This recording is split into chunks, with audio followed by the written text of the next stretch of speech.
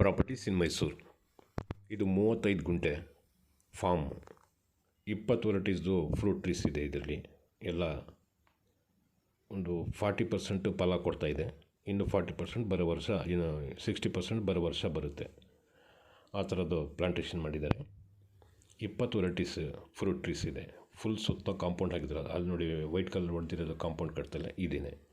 ಬರೀ ಮನೆ ಮಾತ್ರ ಇಲ್ಲ, ಮಿಕ್ಕಿದ್ದು ಬೋರ್ವೆಲ್, ಡ್ರಿಪ್ ಇರಿಗೇಷನ್ ಎಲ್ಲನೂ ಇದೆ. ಮೈಸೂರು ಪ್ಯಾಲೇಸಿಂದ ಬರೀ 12ನೇ ಕಿಲೋಮೀಟ್ರ್. 5 ಲಕ್ಷ ರೂಪಾಯಿ ಪರ್ ಗುಂಟ ಹೇಳ್ತಾ ಇದ್ದಾರೆ.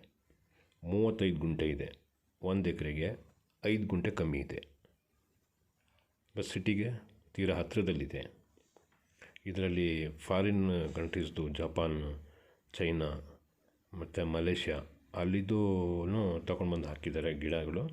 ಒಂದೊಂದು ಗಿಡ 15,000 ರೂಪಾಯಿ, 20,000 ರೂಪಾಯಿನೂ ಕೊಟ್ಟು ತೊಗೊಂಡು ಬಂದಿದ್ದಾರೆ ಹೊರಗಡೆ ದೇಶದ್ದು.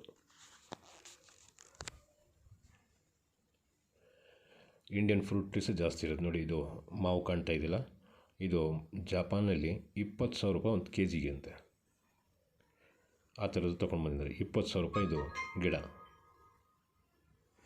ಇನ್ನೂ ಕೆಲವು ಗಿಡಗಳಿದೆ, ನಾವು ಇಲ್ಲಿ ನೋಡೇ ಇಲ್ಲ ನಾವು ನಮ್ಮ ಮೈಸೂರಲ್ಲಿ.